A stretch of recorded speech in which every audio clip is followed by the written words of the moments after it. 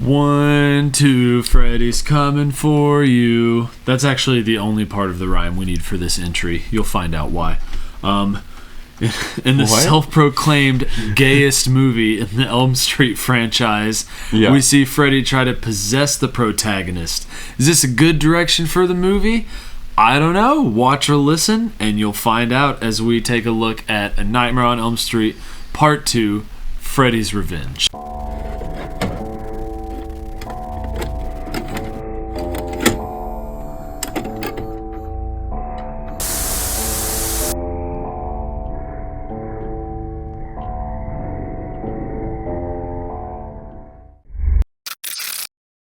This one is definitely...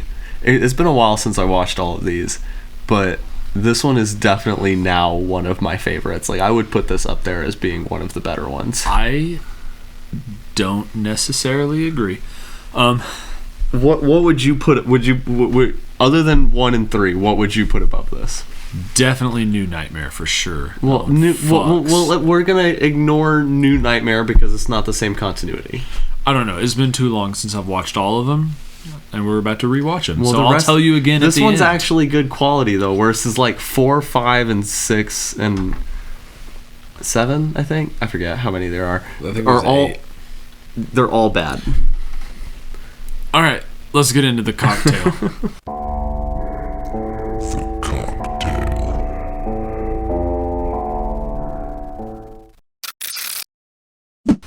Today's cocktail relates more to Nightmare on Elm Street as a whole rather than just this specific movie because it has coffee liqueur in it. Oh, that is thick. It is. It's supposed to be 1 part Kahlua, 1 part vodka, and then you top with 2 parts Kahlua, 1 part vodka. No, it's supposed to be that, but I add extra Kahlua because I think it makes it better. Ah, I see. And see, the coffee liqueur in Kahlua relates to Nightmare on Elm Street. I literally just told him that. He just wanted to make this because he wanted to make it. No, I knew that's how it related to Nightmare on Elm Street. It doesn't necessarily relate to this one specifically because there's not really like trying to avoid sleep. Well, I mean, he does try to avoid. He takes some stay-up pills, and there's the he gets coffee in the morning, I guess. But this is like just one of my favorite mixed drinks, that's so valid. It's just needed to make it. Yeah. So, thick. Nightmare on Elm Street 2. Maybe I should have used half and half. All right.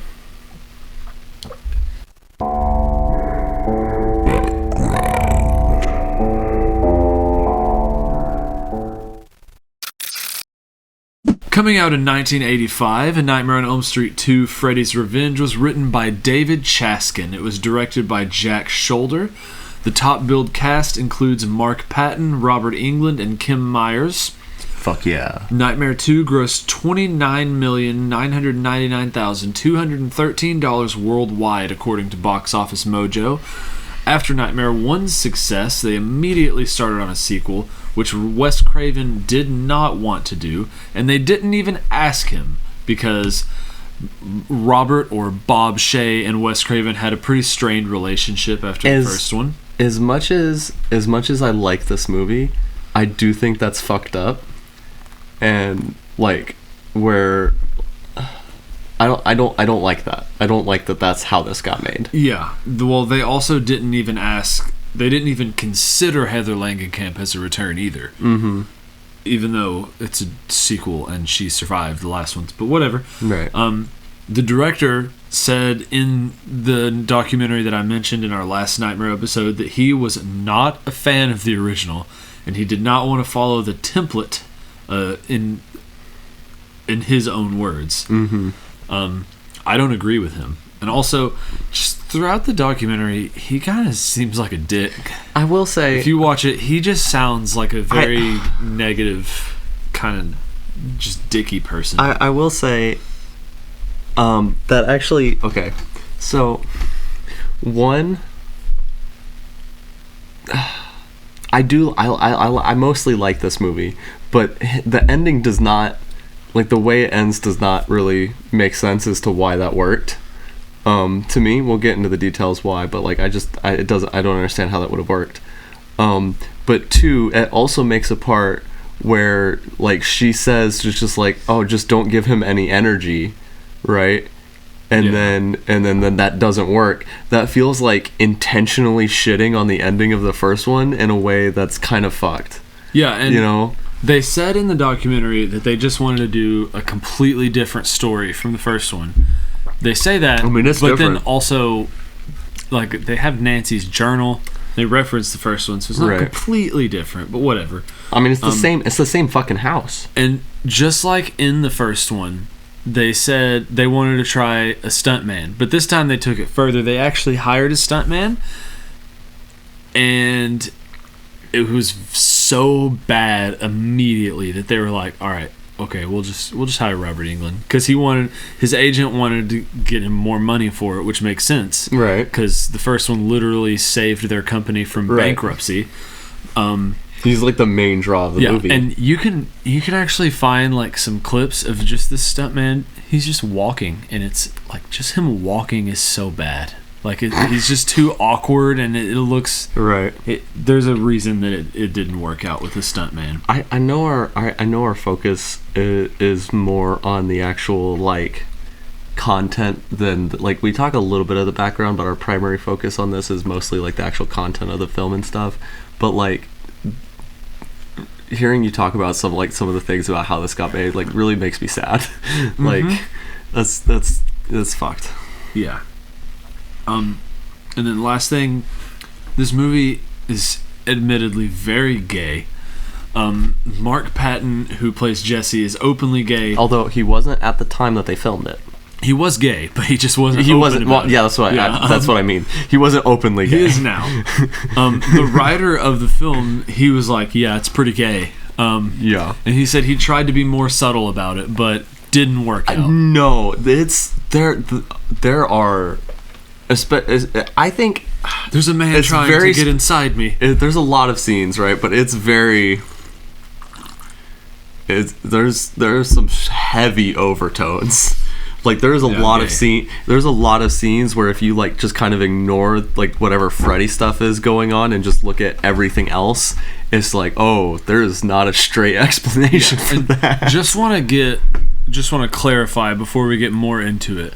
We are not using the word gay in any sort of disparaging way. This movie is literally gay. It's just, This movie is a homosexual movie. It's homosexual, and also, even if it wasn't, like, explicitly homosexual, when you're talking about a film, saying, like, this is very LGBTQ is, like, a mouthful. Yeah. And, like, you could go with queer, but that's also not quite as applicable, depending on... Some people would say it is, other people would say it isn't, so... Yeah. It gets complicated, but no, this is literally, like, this is about... MLM. And now it's time for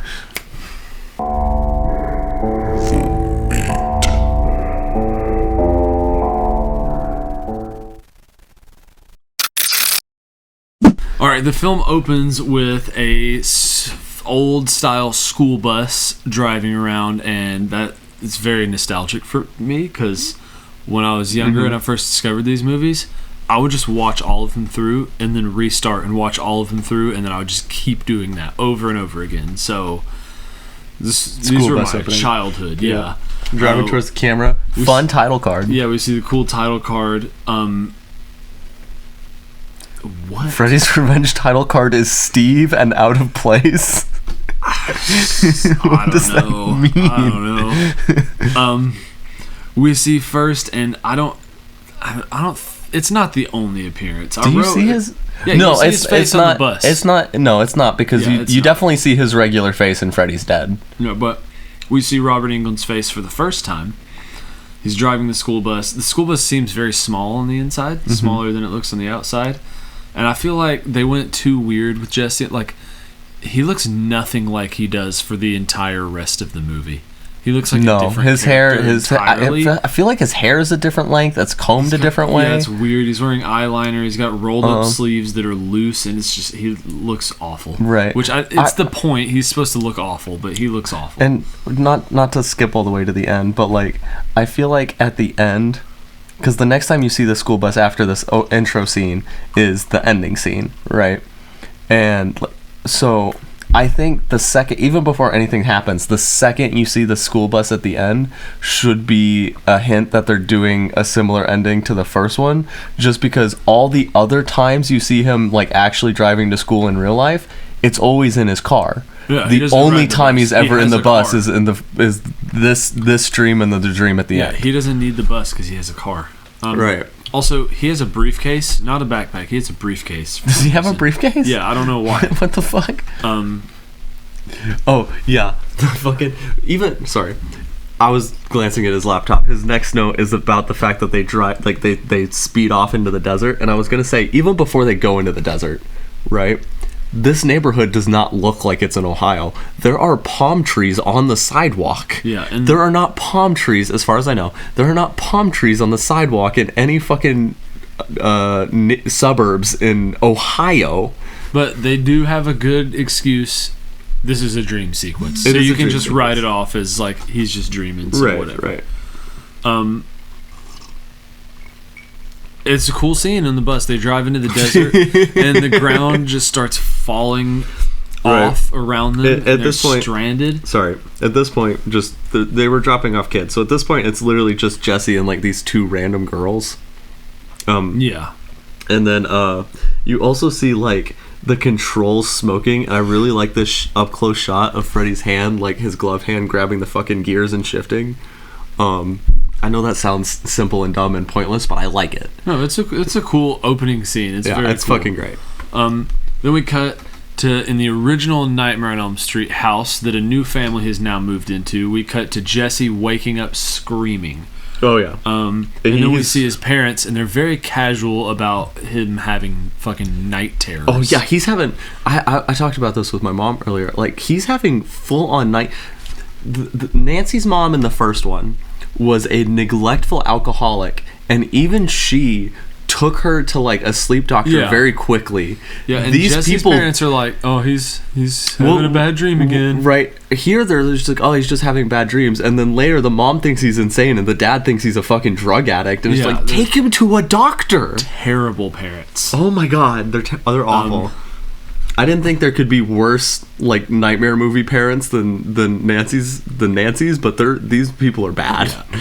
And then I noted Jesse looks much better in real life than in his dreams, which is usually the opposite of how it goes. Yeah. He's also, when he wakes up, every time he wakes up from like a nightmare in this, or like anytime he's like in his room or anything, he is so wet and sweaty. Well, yeah, he's sweating. The guy is constantly. I sweat a lot in my sleep too. Sometimes, like, I'll wake up in the middle of the night, not screaming, but I'll wake up in the middle of the night, and like I'll touch my chest and it's just wet. Yeah, you're just like a little bit damp. So much. No, not a little bit damp. Right. Like I can slide my finger across. Oh god, that's gross. Yeah. I don't think I've ever sweat. Like I've been in like some pretty hot heat, and I've never been like that sweaty. I weirdly enjoy sweating.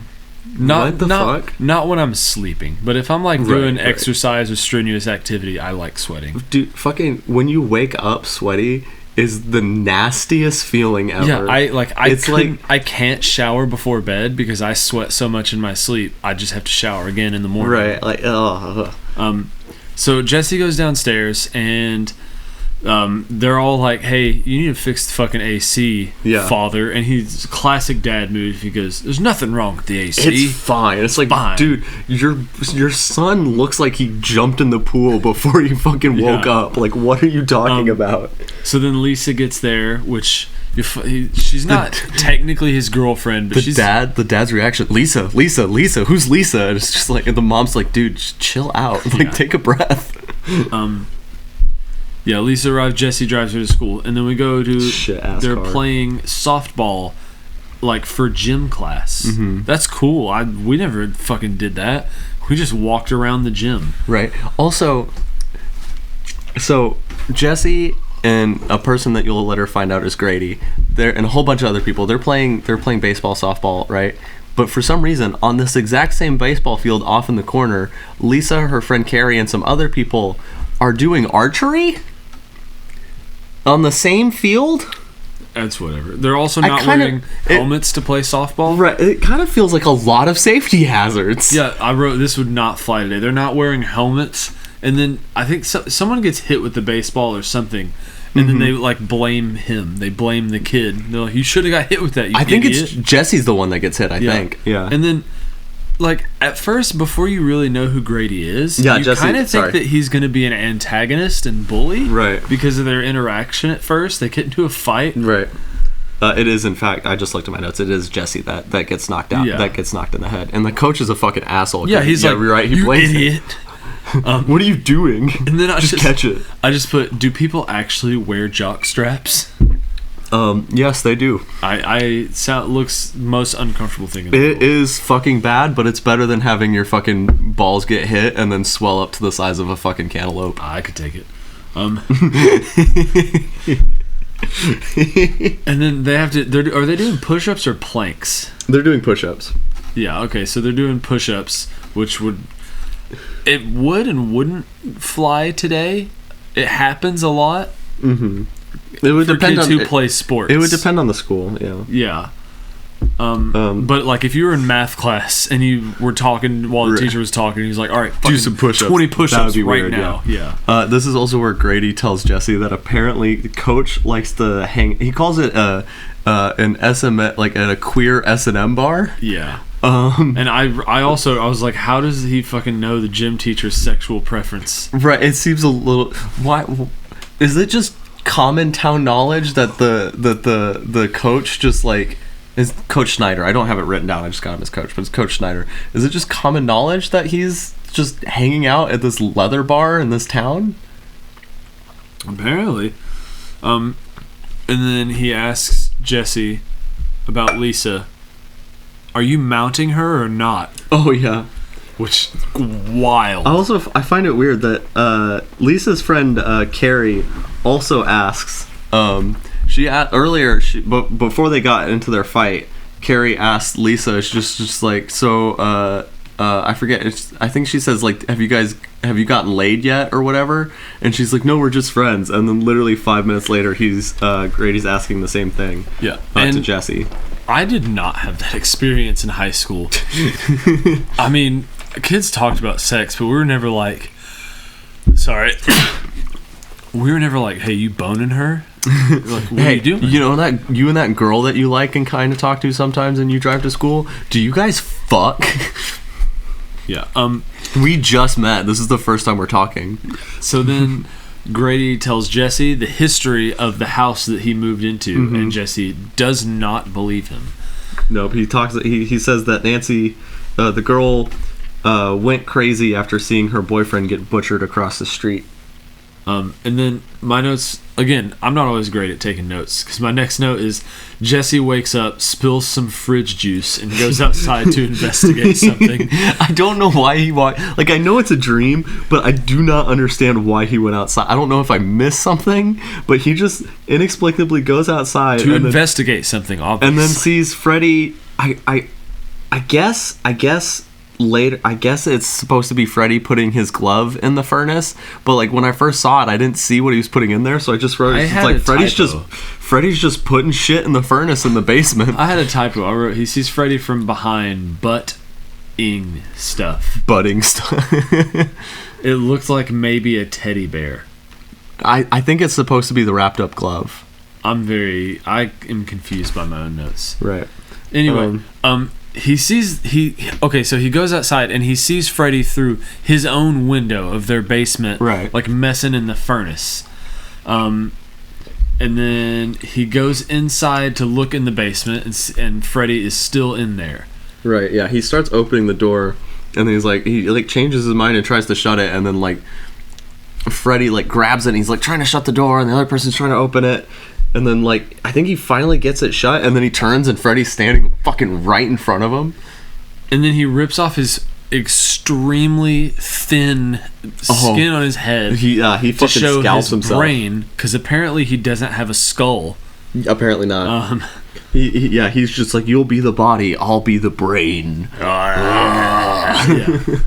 You and me got some special work to do. It doesn't really stand out as much until towards the end of the movie, but Freddy is also a lot more damp in this than he is in the first one. Buddy is moist. Especially later. So then the next morning, Jesse and his parents have a little bit of a conversation about the night terrors, and they're like, I think you need to go to the doctor. And he's just like, no. And they're like, okay. Yeah, because they're bad parents. And then it cuts to a class where they're talking about like how pissing and shitting works.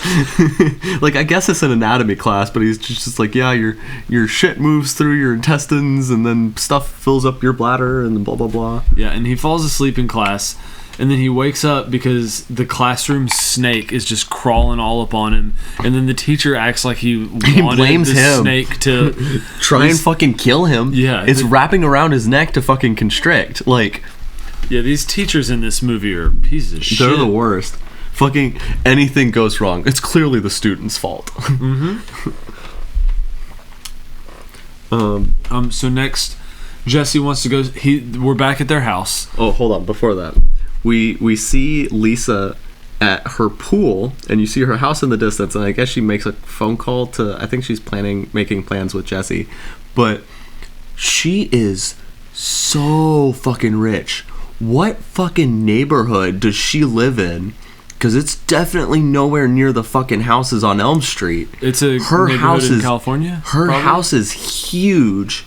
And there's like, it's not like, you know, like most houses like around here where we live, right? If they have a pool in the back, it's like house pool, right? Yeah. She has house, big ass fucking lawn, then pool with a separate building for like changing and stuff. Like, if it's bitch's parents has money. Yeah.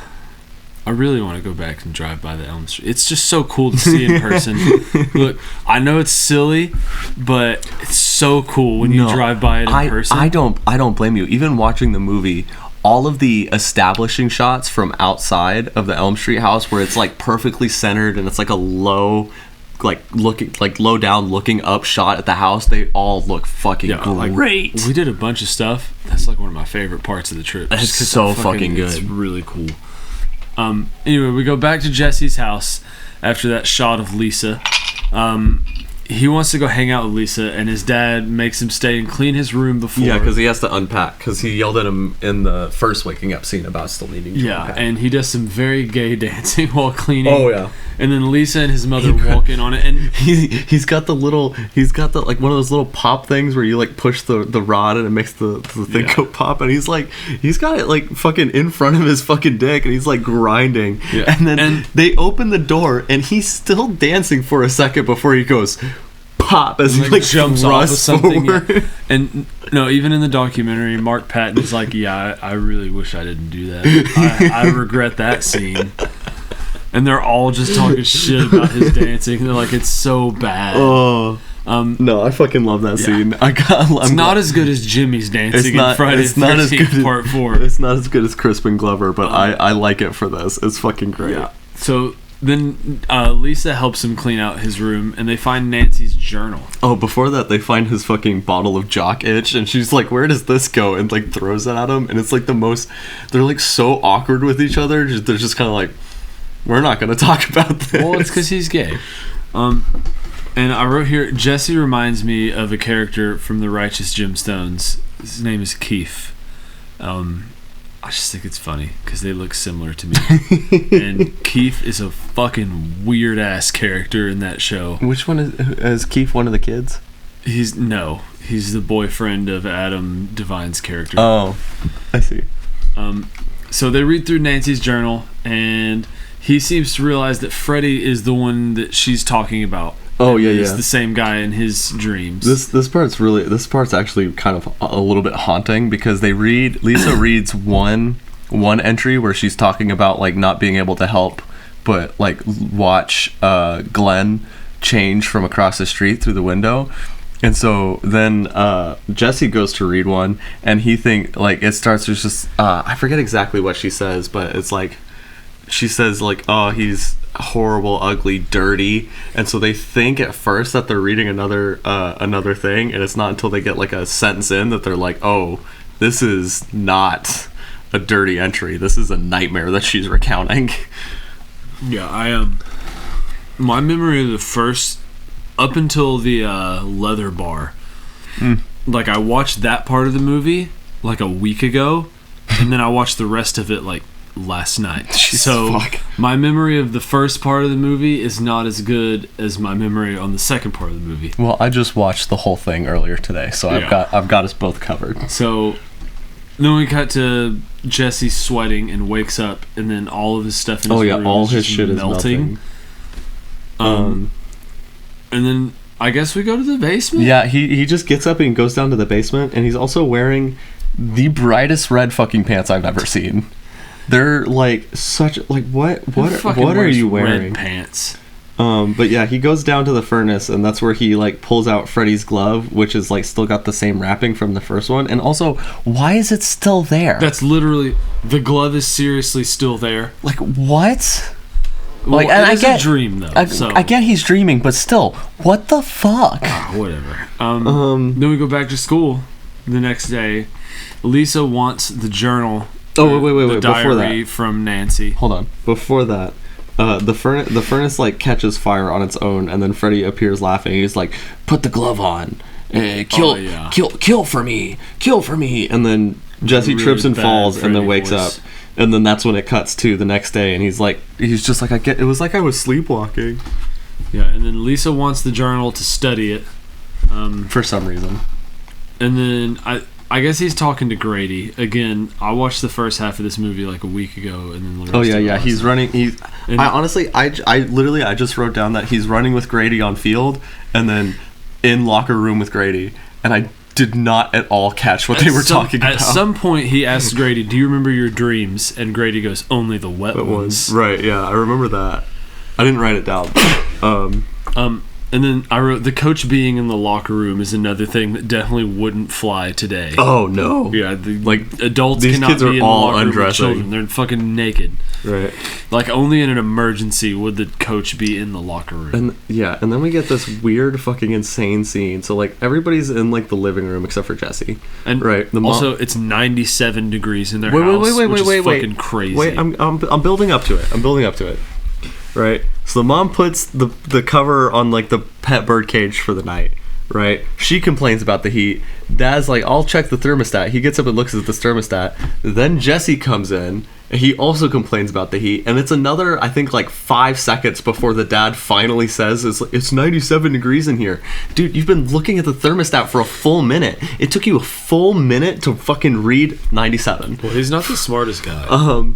But as you'll find out. Anyway, so the bird cage starts like fucking like there's an earthquake going on, like shaking, and they like take the cover off, and like one bird like falls out of it dead, I guess, for some reason, and the other one starts like flying, like freaking the fuck out, flying everywhere and like swooping down. It like cuts the dad's face.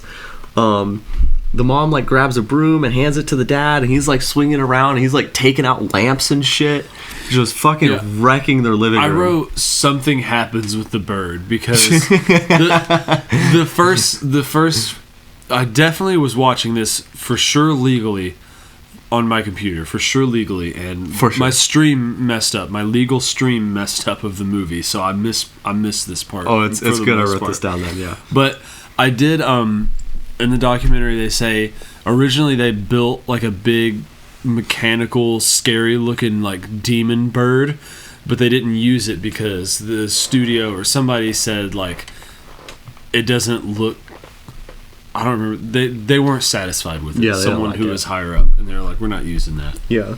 And then the bird fucking explodes, and the dad starts like checking for gas leaks in the thing, and he blames Jesse because Jesse's just old like dads are. Jesse's He's like irrational.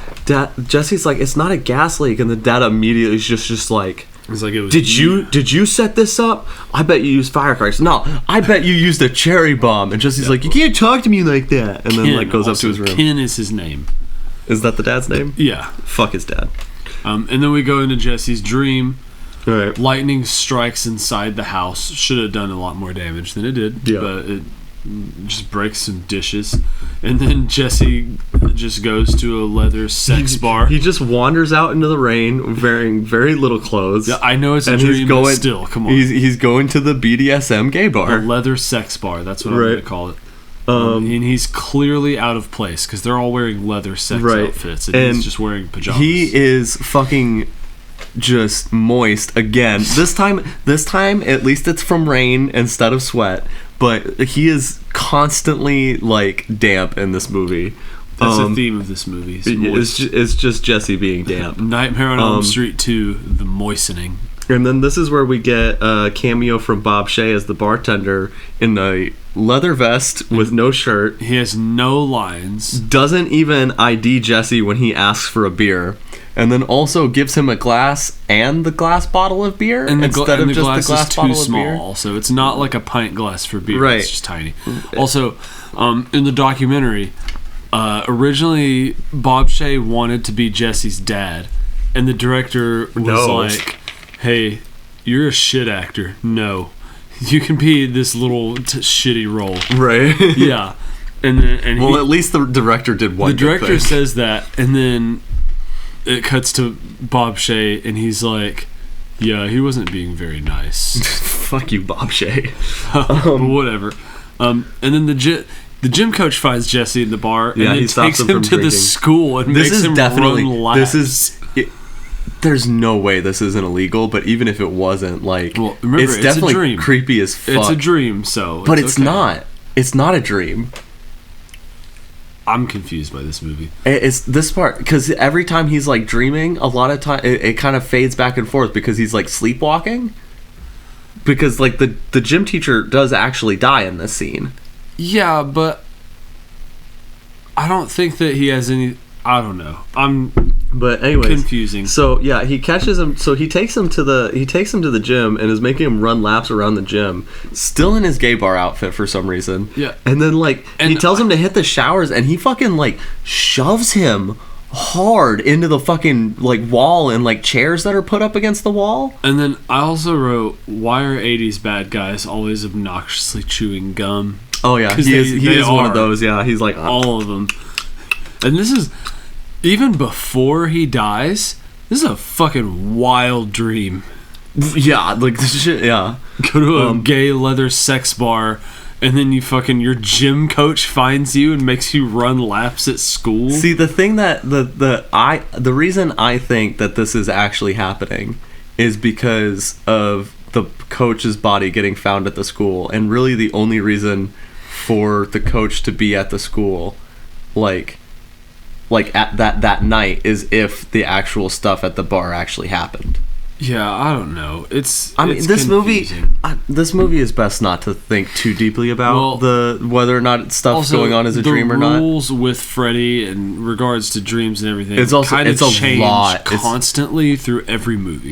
Yeah, I think this one's probably the biggest difference. Yeah, just because like he's the director, like we said, the director's kind of taking a different approach to it, but yeah.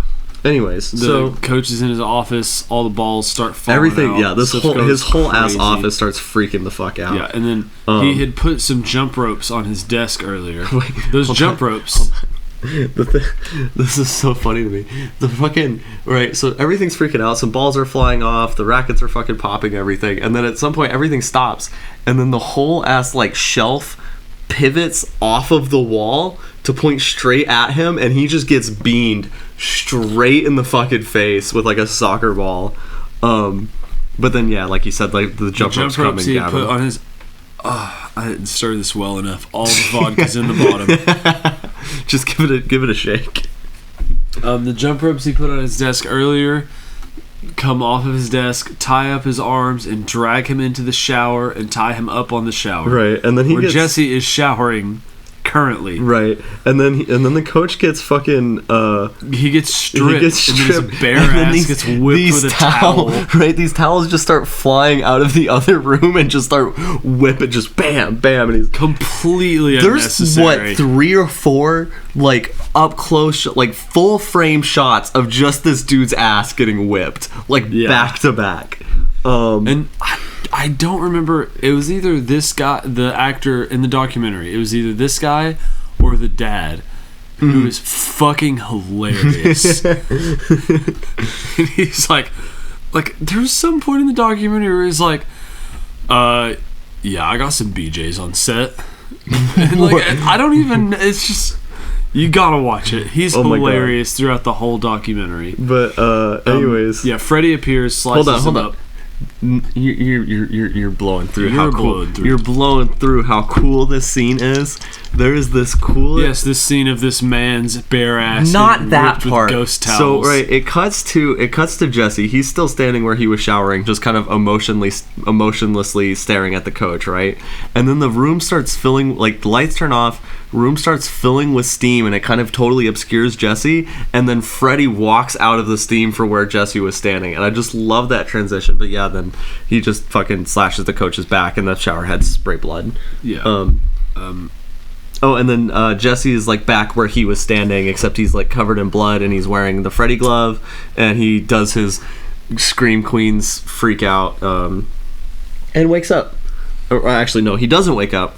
This is another reason I think this is real. Sorry, I forgot about this. Because the parents go downstairs, right? Because there's knocking on the door, and they open it, and it's the cops. And they've apparently found Jesse on the highway, wandering the highway naked in the rain.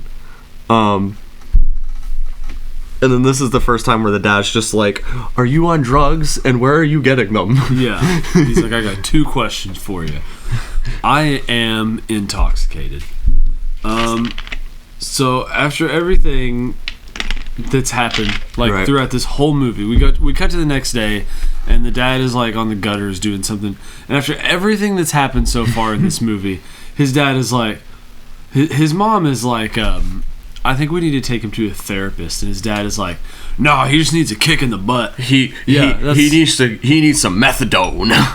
Yeah, his dad's a piece of shit. The mom thinks he's crazy. The dad thinks he's fucking on drugs. And at least she wants to get him help. She's like, "Let's go take him to a therapist." Right. And the dad's just like, "No, he just needs a kick in the butt. He's fine. We just need to beat his ass, because clearly that's worked well so far." Yeah.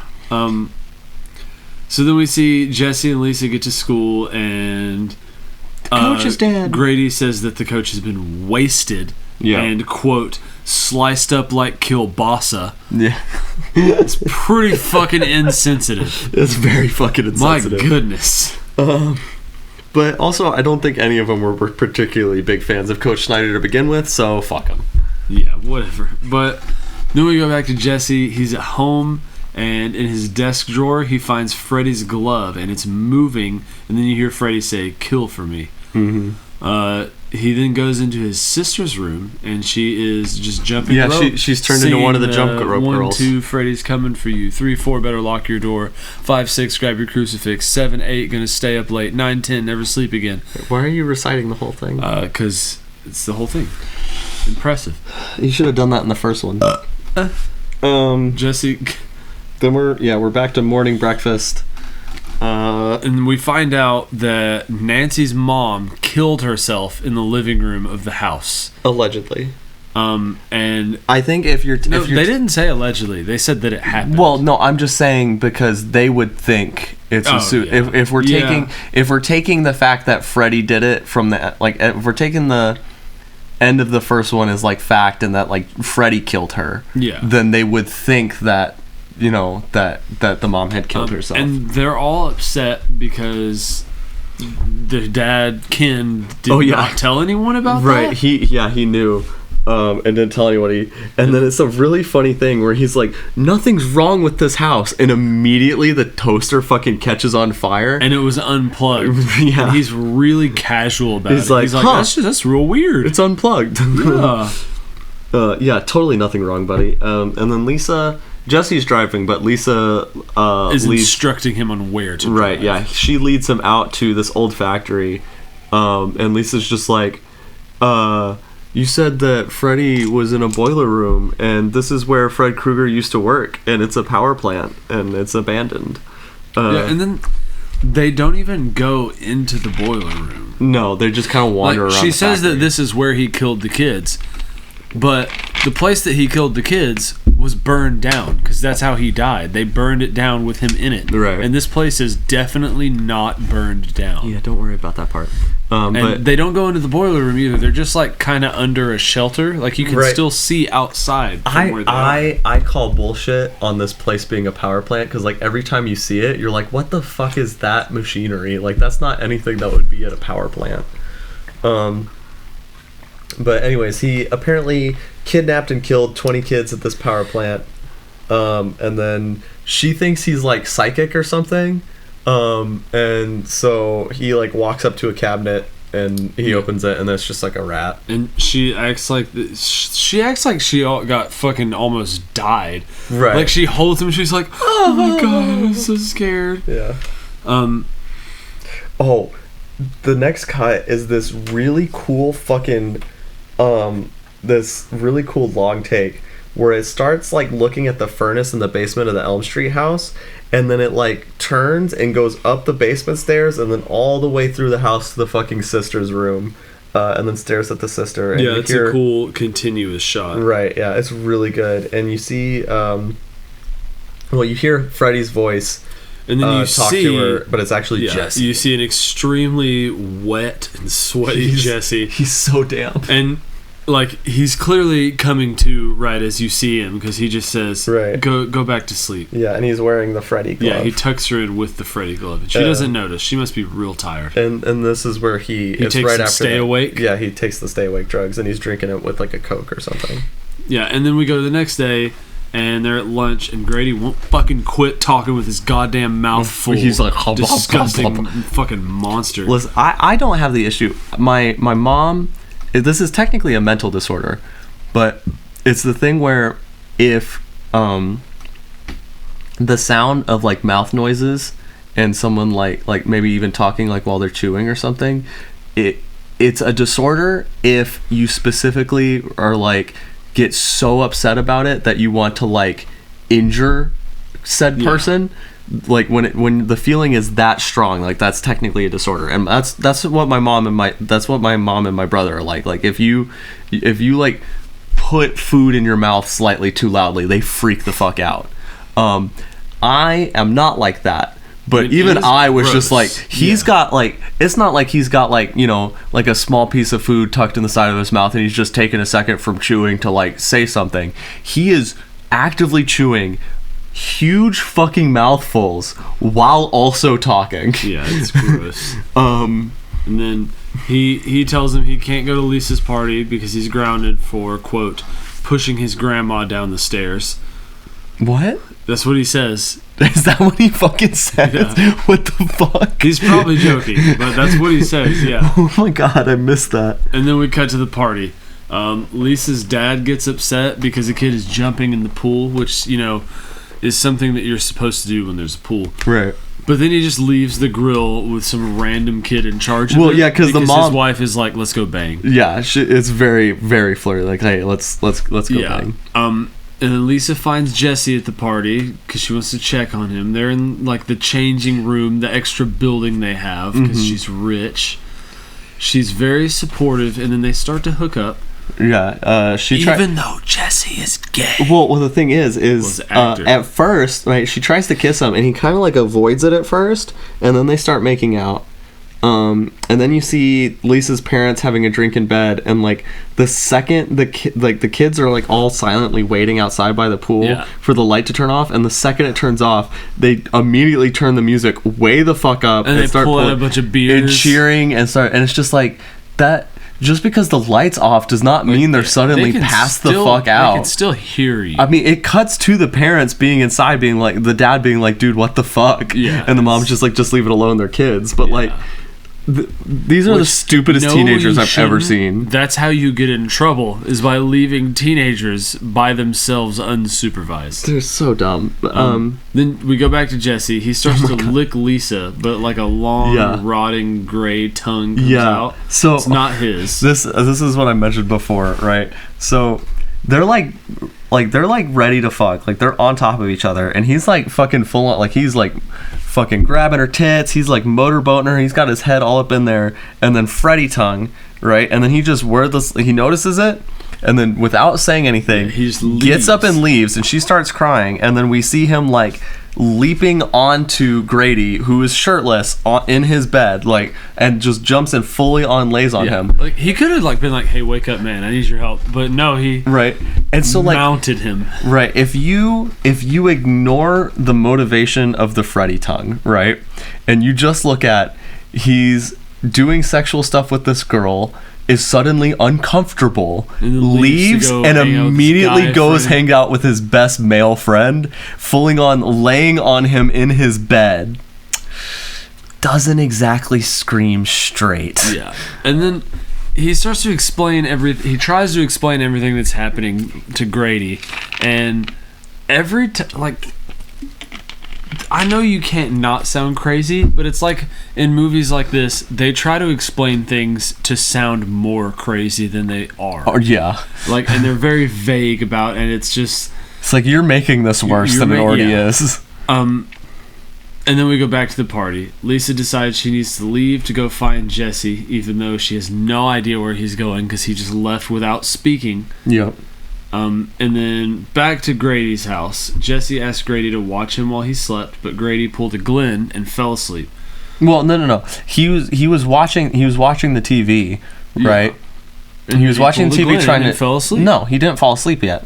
He went to sleep on purpose. He turned off the TV. He doesn't even get a chance to fall asleep. He literally, like, the second he closes his eyes, Jesse, like, wakes up and looks like he's either taking the biggest shit ever or his appendix is exploding. But he's not doing okay. And then there's a really, really fucking cool transformation. It's so good, but Freddy it's so gross. Out of him. Yeah, the knife fingers coming out of Jesse's real fingers. That's what bothered me. And then the arm splits open, and it's like the sweater underneath his fucking arm skin. Oh, it's so nasty. The whole thing was good. And then Grady trying to get out of his room and being panicked. It's top-notch acting. He's very good. This shit's haunting. I forget exactly why, but I remember I remember seeing something talking about the dad actor being particularly affected by it because of something or other with his own son. I wish I could remember, and I don't have the time to look it up.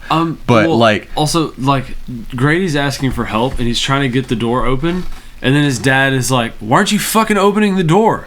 Well, he's locked in there. Right, his dad's also freaking. He's like, "Open the door, open." They're both like, "Open the door," and he's like, "Dad, help, Dad, help!" Like, but yeah, like the guy won't open the door when he's asking his dad for help opening the door. He's not mad. He's freaked out. Whatever. All the adults in this movie suck. This is the one good parent in this movie, and you're like, why are you mad at your kid? Well, he is. He's mad that he won't open the door. He's not mad. He's confused and he's freaked out because his son is screaming. He's mad. He's big mad. All right, then Grady dies. Yeah, Grady gets... Yeah, he just fucking... I do like the way he gets killed because you see you don't actually see Grady get stabbed. You see Freddy grab him by the neck with the one hand and hold him up, and then it cuts to outside, the dad banging on the door, and then you just see the knives come through the back of the door with the blood and everything. Oh, it's so good. And Jesse did not die, although we watched Freddy, like, explode out of his chest. Yeah, he's just suddenly Jesse again. Yeah, and then... they're like doing like this weird like butterfly out of the chrysalis thing where like Freddy keeps like butterflying out of him, but then like he just turns back into Jesse. Yeah, and Jesse's looking in a mirror and Freddy is in the mirror. Yeah. He's not like mimicking his moves though. Like he's clearly a separate entity. Right.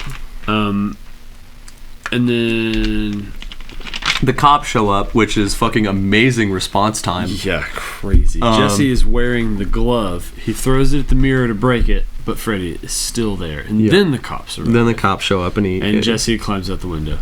And Lisa is just now leaving her house at this point. It took her that long to change. Right. Like that's It's implied that like, or at least I felt like it was implied that Grady was trying to stay awake for a fair amount of time. Yeah, like it feels like that was a long time, and she was just changing the whole time. But she's like, the second she gets to the door to leave, like Jesse like comes in and he's covered in blood, and he's like, "I killed Grady, I killed the coach, Freddy's inside me," and she's like trying to rationalize that we'll take care of anything. She really, really must like him to still be like want to be with him after all this shit. Yeah, she's like trying to rationalize it, and he's like, "Bitch, look at the blood on my hands. Like what? Yeah. I'm being serious." We go back to the party, And the hot dogs just catch on fire. They're not even on the grill yet. The girl, one girl in the pool complains about the pool getting hot. Like, she's like, can someone temp turn down? Because eventually the pool starts boiling. Right. Hot dogs on the cutting board. Like, they're not even on the grill. Like, I thought they were on the grill at first. No, they're just on a wooden cutting board. And they just fucking... all the beer cans start just spraying out beer. Right. And then we cut back to the house real quick. Jesse and Lisa start looking through the diary. Then back to the party. The gate around the pool locks by itself. The parents' door also locks itself. Yeah, there's just a lot going on right now. The pool party, Jesse trying to keep Freddy from coming out of him again, Lisa's parents, just go a lot of back and forth between all these things. Yeah. Lisa keeps telling Jesse, just like, don't give him any energy. You gotta fight it. And it does nothing. Yeah. And then Freddy's in the room with Lisa. She runs right into him, and he bites her leg. Well, hold on. The fish tank starts boiling, right? And then the lights above the pool start exploding. And then Jesse, I think he falls behind the table. And when he gets up, it's Freddy. And that's when he starts chasing her. And then they struggle on the ground. And he bites her fucking ankle. And it's really gross. But she kicks him in the fucking face hard as shit. And then that's when the pool starts boiling. Yeah, She grabs a knife, and then this is where I wrote, Freddy is really wet. He's really wet. I think this is the wettest he is in this. But there's people standing outside the window. Like, there's a bunch of dudes standing outside the window. Yeah, they're just watching staring, the whole thing. Not trying to get in or anything, not banging, nothing. They're just sitting there staring like, this is weird. This is a cool movie. And the guy who did the makeup in this movie is a different guy from the first one. So that's Freddy looks pretty distinctively different. Yeah, he looks... And that's because it's a different guy. And apparently they didn't take really any reference photos on how to apply the makeup. So he just kind of had to wing it. But yeah, we keep getting these close-ups of his face in this. And he is... nasty. And also because he's like Freddy in Jesse's body right now, rather than actually having the knife glove, it's just his weird meaty hand. Yes, and with the knives coming out of where his nails should be. Flesh finger knives. That's what I call it. So gross. Yeah, I love it. It makes me deeply uncomfortable. And I don't actually like the way Freddy looks in this one as much as other ones.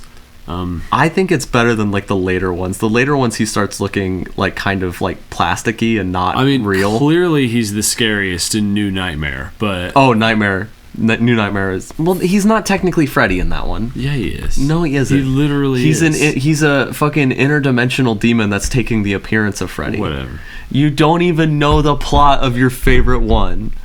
I mean, he is Freddy though. Yeah, he is Freddy though. Anyways. Jesse fights from inside. Yeah, he's like, I love you. And then, she tries to stab him and doesn't actually do it. She just kind of and it doesn't go into him at all. And Freddy laughs at her and Jesse's like, I love you. And she drops the knife. And then he just backhands her to the side or something. And then he I guess he jumps out a window or window door or something and just vanishes. Yeah. And everything kind of seems to stop. Yeah, everything goes back to normal. The parents' door unlocks. Everyone's like, "What the fuck was that?" Again. And then Freddy just fucking jumps out of the ground and starts attacking people. Leaps out of the ground. One random guy immediately dies. Starts cutting people up. The fence becomes electrified. The pool catches. Well, it's not electrified. It's hot. Whatever. It's same hot. thing. And this scene specifically is one that Wes Craven called out in the documentary that he hated. He was like, he didn't like the idea of Freddy just being out in the real world. No, I can see that. I'm fine with it.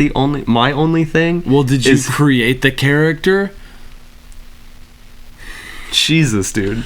Anyways, I'm fine with it. My issue is that he's out in the open, and I think he only kills explicitly kills. At least kills 2. He only kills maybe 3 or 4 people in the scene. Well, to be fair though, if he's out in the real world, then he's a lot more vulnerable than when he's in the dream world. That is true, but also he has knives on his goddamn hand. Yeah. And everybody here is freaking out because he just leapt out of the ground. He should have been able to easily kill more than maybe 3 or 4 people. He should have been slashing at least a dozen people up. Yeah. I think that's my main thing. I think it'd be more acceptable if he was more effective. Yeah, I do agree with whatever. Wes Craven. Like, if you're looking at it in the sense of what Wes Craven originally intended with the vibes of the character, then yeah, this is kind of dumb. Yeah. But I like it just because I think it's fun. We go inside for a minute, and instead of just opening his gun case, He just fucking smashes Lisa's the glasses. dad just smashes it open. Yeah. Couldn't go get the key or anything. No, he just bam. And then Freddy, he kills 3 guys. He Right. kills the guy who tries to reason with him. And he's like, dude, stop, man. You don't want to do this. The dude's just like, hey, just calm down. Just relax. And he's like, hey, I can help you. I just want to help you. And he goes, help yourself, fucker. And just like throws him. That guy's not even explicitly dead because he just kind of like throws him to the side. We'll say he's dead. Well, I mean, I would prefer to say that he's dead, but like it's not graphic or anything. Think about that outside of the context of talking about this movie. I prefer to he's think dead. And then Lisa's dad comes out. Oh, before that. Oh no, you're getting to it. Sorry, I'm drunk. No, you're fine. I just looked at your notes and you've got an extra thing that I don't Lisa's have. dad shoots at Freddy and she stops him because she realizes that Jesse's still inside there. But before that... Wait, why are your... No, I was right. I was going to say the thing. Yeah. You have those 2 bullet points backwards for some reason. Because fuck you. But before that happens, flames rise behind Freddy. And he says, you are all my children now. You are all my children now. And it's pretty cool that's pretty iconic. Yeah. That is... Like, you have to admit, like, even if you don't particularly like this one, especially because it's fairly disconnected from the rest, like, you have to admit that is one of the most iconic moments from the series. Yeah. And then Lisa knows exactly where Jesse will be, and it's at Freddy's old workplace that they were at earlier. Oh yeah, because he just strolls through a bush and like catches fires and disappears. Yeah. And she gets there, and there's like there's a dog baby thing. Just because I want to point out this specifically. So before she's getting out of the car and she like puts a bandage around the bite mark on her ankle, and there's weird like doll face Rottweilers. It's very strange. I love them. They don't do anything though. Like they just bark a little bit and then stop, and then she walks inside. Yeah, they're pretty useless guard dogs. I do like they're creepy and they're weird, but they are pointless. But at one point she like burns herself on a pipe, and then she like takes the bandage off of the bite on her ankle, and it's like covered in ants or something, like maggots and right stuff. She's like freaking out, and pretty gross. Yeah. And then it like cuts away for a second, and then it cuts back to it, and she's like, oh, it's fine, and like she had never taken the bandage off or anything. It's pretty nasty to see, honestly. Yeah, it's really gross looking. And then I'm just realizing, like, they just let, like, there are just murders at their house, and their daughter was like, I have to leave. And I have to leave. Like, and they just let her leave. They're like, bye. Go ahead. Be safe. And then she's also driving Jesse's car. Like, and presumably, they probably know that she's going after the guy that just did the murder. Right. And they're just like, yeah, go ahead. Go find him. It's fine. And then I wrote, evil demon rat enters the chat.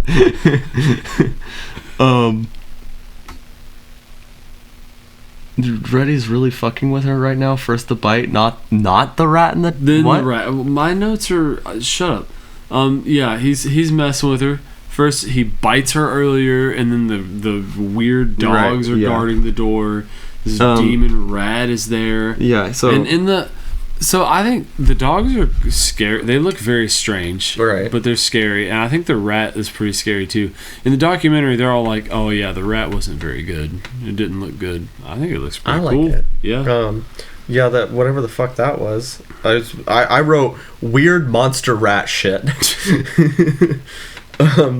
But anyway, so Freddy almost slashes her face, and then she's like, "Jesse, I love you," and then Freddy just starts bleeding. And he's like suddenly like stumbling around and weak. It's because Jesse's fighting him from within. And then Lisa says she loves him again, and she's like, "Come back to me." And he gets like even weaker. Freddy on the mouth. Yeah, she takes off his hat and fucking starts. Which is probably what he likes, right? So he shoves her away, and then this part is kind of insane too, because like all of like the motors and pipes and everything starts steaming. Then everything starts catching on fire, including and the rails, Freddy. The railings start catches fire. He starts catching fire. He starts melting. Yeah, he starts melting, shit's exploding, and then he fucking explodes. Yeah, and then once the fire stops, Freddy has burned away. Jesse like pulls off the charred he Freddy's skin around him. Gross. And it's just him. He's just deeply traumatized. Like you could see in his face that he's just traumatized, and she like comes and like hugs him. And then we go back to the school bus. Yep. And they have a very bus driving toward camera. They have a vague conversation about what happened in the movie. Yeah, he's like, I can't believe it's over. Or well, actually, Carrie says that it was a great party last night, and then Jesse says, I can't believe it's over, and Lisa says, let's not talk about it. And then he's like, the bus is going too fast. Bus driver, you're going too fast. Stop the bus! You're going too fucking fast. Like, and then it just stops as normal. It's just a dude. Yeah. And Carrie's like, it's all over. Lisa's friend, who probably has a name that I don't remember. Carrie. She says, it's okay. And then Freddy's glove bursts through her fucking chest. Yeah. Pretty sick. And then it's the bus in the desert again as you hear Freddy's laugh.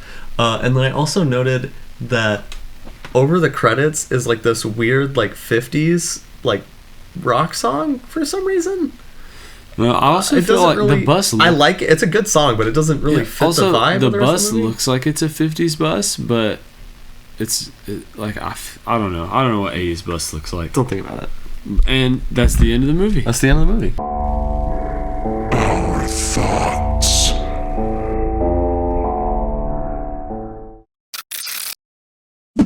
It was pretty good. So, immediate thoughts. I thought it was a little bit underwhelming. Underwhelming? Yeah. It's better than I remember. I disagree with him. I like this one. This is one of my favorite It's nightmares. better than I remember. It's not my favorite. I definitely would prefer it over the first 3 Friday the 13th movies. Yeah. If I preferred it over the 4th one, would depend on my mood. Yeah. I think that definitely both Nightmare on Elm Street movies were more visually appealing. They looked a lot better, I think. I was thinking about... The first 3 Friday movies just... Like I said in the episodes, they just kind of look like shit. I was thinking look good. I was thinking about this earlier because when we did the first episode, I think you said something where you were, at least in one of the takes we did, you said something where like, I know we normally look at B movies, but we're going to look at these because we want to get to Freddy versus Jason, and that statement really only applies to the Nightmare films. The first couple of Fridays, at least, I would still consider B movies. They look like shit. They're not great. Even really the last one, because like it was supposed to be set in New York, and they filmed it in Vancouver. It's also they're like, people will be tricked by this, right? Also, like 2/3 of it, more than 2/3 of it isn't even in New York. Yeah, because they didn't have the budget for it. Yeah. Anyways. Yeah. Anyway.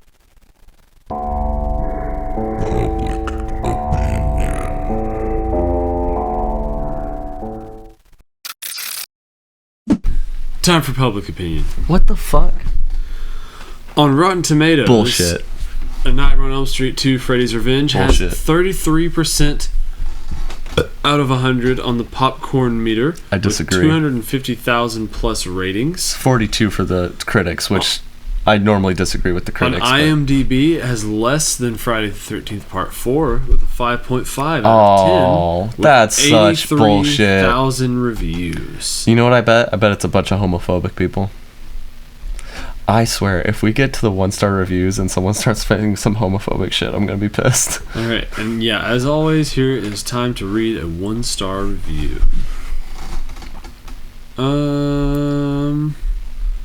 I don't see how Freddy gets his revenge. Actually, no. I will say that opening at least is fair. Just from the title, that makes sense. Yeah, because he doesn't get revenge for anything from the first movie. Right. Well, first of all, let me say this movie sucked a lot. A lot is 2 words, not 1. The beginning shows a school bus going to nowhere, and then all of a sudden, it's in the desert. And you hear Freddy laughing. The main character wakes up and realizes it's a dream. Then he keeps dreaming. No, he doesn't. Yeah. What? Nothing happens except Freddy laughs. Then more into the movie, he kills a phys ed teacher. But wait, I thought he only killed kids in their dreams. That was never established, that he only kills kids in their dreams. But whatever. But he killed an adult in the real world. Then all the kids are at the party, and Freddy comes and none of them are dreaming. Then the most idiotic ending. The main character becomes Freddy. If you're wondering why I'm reading certain words weird, it's because they're in all caps. Yeah, they're in all caps. Then the whole bus scene is shown. What? It's a different bus scene. Yeah, I didn't think this had anything or made any sense with the original plot. The movie sucked a major load of balls. I think you're a fucking idiot. 20 people found this helpful. Listen, if you don't like the vibe of this compared to the original, that's fine, right? But you can't say it's bad just because it's a different kind of take on how this would work. You know? This review was also posted in 2003. That Overall makes sense. grade, F. Yeah, no, fuck this guy. No, that's the grade he gave the movie. No, I know, I'm saying fuck that guy. Let's look at one more real quick. Yeah. Let's see. Oh, it's on all. The Revenge is more damp than it is terrifying. That's a good title. We're not the only ones who realize how wet it was. It's so wet. I want revenge on this movie. God damn it, the fucking advertisement's on here. I want revenge on this movie. Posted in 2020. No. One of the worst sequels ever made. Freddy's Revenge has an awful plotline, lame characters, and is a poorly executed production in every conceivable way. Good thing Dream Warriors came along after and saved this franchise. Huh? Well, that's not as ridiculous as some of the 1 stars. I mean, hold on. Go back to it real quick. And is a poorly executed... The thing that's really getting me is the poorly executed production in every way. Also, I don't really think that it's one of the worst sequels ever made. An awful plot line. Like, it's not the best, but it's fine. Just because you don't like... Like, if we're looking at things from an objective standpoint, just because you don't like it doesn't mean it's bad. Yeah, it's there are lots of things that I don't... Listen. If, like, in terms of books... Catcher in the Rye.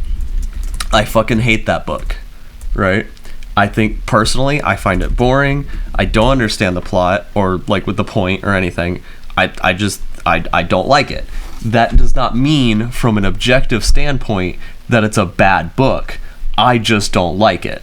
There's lots of people that are the same way about Frankenstein. I love Frankenstein. I think it's great. Other people think it's shit. Either way, that does not make it inherently bad or good. Like, it just is what it is. So just because you don't like how the people interpreted the character and and how to do the plot for this movie does not mean that it's a bad movie. Yeah, I know that we're literally criticizing art, but I don't like when people criticize art. Like, because we're at least doing it all in good fun. Like, we still enjoy the movies.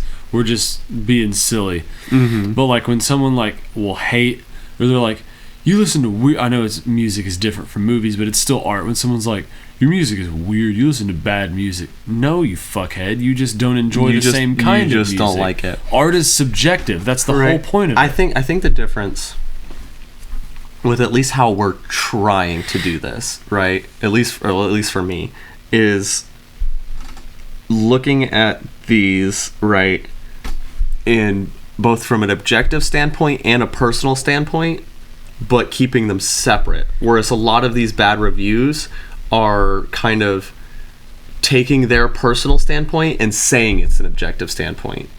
Whereas like the first Nightmare, or sorry, not the first Nightmare, the first Friday the 13th, like objectively, right? If we're looking at it from a screenwriting process, from like economy of the plot and everything, and how, you know, whether stuff makes sense and whether it's effective use of screen time, right? When you look at it effectively, it's not a very well made movie from that standpoint, right? But it is a very well made movie objectively in terms of like some of how they pulled off some of the effects and kills and stuff, right? So that's looking at it very effectively, or very objectively. I mean, it's looking at it objectively, but at the same time, personally, separate from it being from like production, I don't like it because I think it's boring. Yeah, that doesn't really have anything to do with the objective nature of how it was made. Well, it is boring, and if you think it's not, then you're wrong. Yeah, it is really boring. Yeah, and also we make fun of these movies, but it's all in good fun. Like, realize it takes a lot of fucking work to make a whole ass movie. Oh, yeah. Like, all of the ones that we've covered, ridiculous amount of work, except for the one we made. That one. Ignore that. Different situation. But yeah, it takes a lot of work, and we both respect that. It's just, it's fun to make fun of them sometimes. Yeah. It's all in good fun. So now we must give it a rating. On a scale of 1 to 10, how scary is this movie? I